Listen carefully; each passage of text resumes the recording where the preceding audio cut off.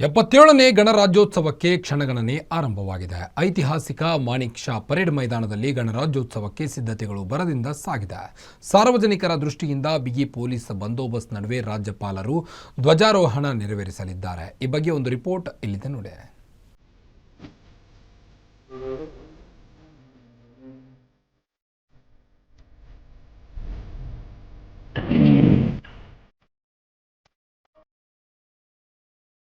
ಎಪ್ಪತ್ತೇಳನೇ ಗಣರಾಜ್ಯೋತ್ಸವ ಪೆರೇಡ್ಗೆ ರಾಜಧಾನಿಯ ಮಾಣಿಕ್ ಷಾ ಪೆರೇಡ್ ಗ್ರೌಂಡ್ನಲ್ಲಿ ಸಕಲ ಸಿದ್ಧತೆ ನಡೆದಿದೆ.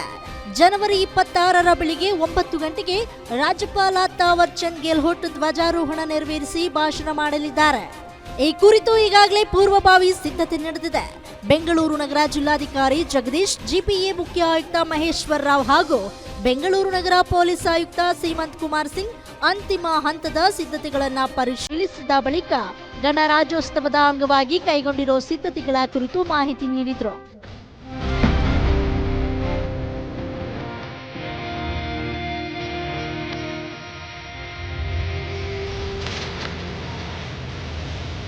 ಏನೋ ಈ ಬಾರಿ ಗಣರಾಜ್ಯೋತ್ಸವ ಕಾರ್ಯಕ್ರಮಕ್ಕೆ ಆನ್ಲೈನ್ನಲ್ಲಿ ಪಾಸ್ ನೀಡುವ ವ್ಯವಸ್ಥೆ ಮಾಡಲಾಗಿದೆ. ಪಾಸ್ ಇದ್ದವರಿಗೆ ಮಾತ್ರ ಮೈದಾನದ ಒಳಗೆ ಪ್ರವೇಶ ಮಾಡಲು ಅವಕಾಶವಿರುತ್ತೆ. ಇನ್ನು ಜನವರಿ 26ರಂದು ಬೆಳಿಗ್ಗೆ 8:30ರಿಂದ 10:30ರವರೆಗೂ ಸಂಚಾರದಲ್ಲಿ ಬದಲಾವಣೆ ಮಾಡಲಾಗಿದೆ. ಗಣರಾಜ್ಯೋತ್ಸವ ಪೆರೇಡ್ನಲ್ಲಿ 1800 ಜನ ಭಾಗಿಯಾಗಲಿದ್ದು, ಬಂದೋಬಸ್ತ್ಗಾಗಿ 2000ಕ್ಕೂ ಭದ್ರತಾ ಸಿಬ್ಬಂದಿಯನ್ನ ನಿಯೋಜನೆ ಮಾಡಲಾಗಿದೆ. ನಮ್ದು ಒಂದೇ ರಿಕ್ವೆಸ್ಟ್ ಇದೆ, ಯಾರ್ಯಾರು ಬರ್ಲಿಕ್ಕಿದ್ದಾರೆ ತಾವು ದಯವಿಟ್ಟು ಮುಂಚಿತವಾಗಿ ಇಲ್ಲಿ ಬಂದ್ರೆ ಸರಿ ಆಗುತ್ತೆ. ಇಲ್ಲಾಂದ್ರೆ ನಿಗದಿತ ಒಂದು ಸಮಯ ಇದೆ, ಅದಾದ್ಮೇಲೆ ನಾವು ಟೋಟಲ್ ರೂಟ್ಸ್ ಬಂದ್ ಮಾಡ್ತೀವಿ. ಯಾಕಂದ್ರೆ VVIP ಮೂವ್ಮೆಂಟ್ ಇರ್ತದೆ. ಅದರಲ್ಲಿ ಮಾನ್ಯ ಮುಖ್ಯಮಂತ್ರಿಗಳು ಫಸ್ಟ್ ಬರ್ತಾರೋ, ಆದ್ರೆ ಆದ್ಮೇಲೆ ಗವರ್ನರ್ ಸಾಹೇಬರು ಬರ್ತಾರೆ. ಸೊ ಟೋಟಲ್ ರೋಡ್ ಅದು ಬ್ಲಾಕ್ ಆಗ್ಬಿಡ್ತದೆ. ದಯವಿಟ್ಟು ಯಾರ್ಯಾರು ಬರ್ಲಿಕ್ಕಿದ್ದಾರೆ ಪಾಸ್ ಆಲ್ರೆಡಿ ವ್ಯವಸ್ಥೆ ಅಡ್ಮಿನಿಸ್ಟ್ರೇಷನ್ ಕಡೆಯಿಂದ ಮಾಡೋದಾಗಿದೆ. ಕಮಿಷನರ್ ಅವರು ಮಾಡ್ತಾ ಇದ್ದಾರೆ. ಅವರು ಒಳ್ಳೆ ಈ ಪಾಸ್ ಸಿಸ್ಟಮ್ ಇದೆ. ಸೊ ದಯವಿಟ್ಟು ತಾವು ಎಲ್ಲರೂ ಇನ್ ಟೈಮ್ ಬಂದ್ರೆ ನಮ್ಗೆ ಪೊಲೀಸ್ ಅವ್ರಿಗೆ ಅನುಕೂಲ ಆಗುತ್ತೆ ಮತ್ತು ಪ್ರೆಸ್ ಅವ್ರಿಗೆ ಕೂಡ ಸೆಪರೇಟ್ ವ್ಯವಸ್ಥೆ ನಾವು ಮಾಡ್ಕೊಂಡಿದೀವಿ. ಈ ಸರಿ ಸ್ವಲ್ಪ ಕ್ಯಾಂಪ್ ನಮ್ಮ ವಿಜುವಲ್ಸ್ ತಗೊಳ್ಳಿಕ್ಕೆ ಏರಿಯಾ ಕೂಡ ದೊಡ್ಡದು ಮಾಡಿದ್ದೀವಿ. ಸೊ ನಿಮ್ಗೆ ಏನು ಸಮಸ್ಯೆ ಆಗುದಿಲ್ಲ. ಇನ್ನು ಗಣರಾಜ್ಯೋತ್ಸವದ ದಿನದಂದು ಆಫ್ಲೈನ್ ಹಾಗೂ ಆನ್ಲೈನ್ನಲ್ಲಿ ಪಾಸ್ ನೀಡುವ ವ್ಯವಸ್ಥೆ ಮಾಡಲಾಗಿದೆ.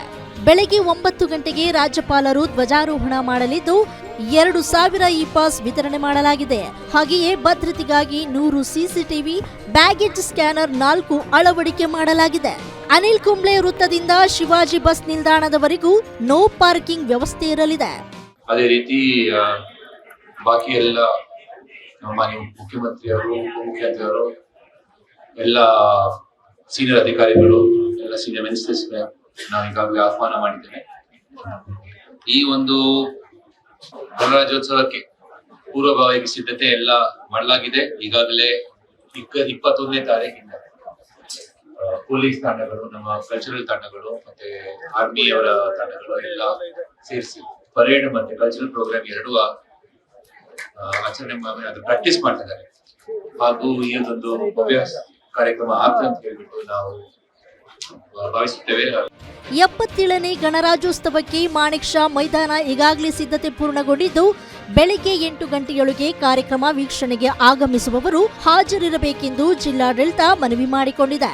ಇನ್ನು ಧ್ವಜಾರೋಹಣದ ಬಳಿಕ ಸಾಂಸ್ಕೃತಿಕ ಕಾರ್ಯಕ್ರಮಗಳು ಜರುಗಲಿವೆ. Ullas S Kiruvase, guarantee news, Bengaluru.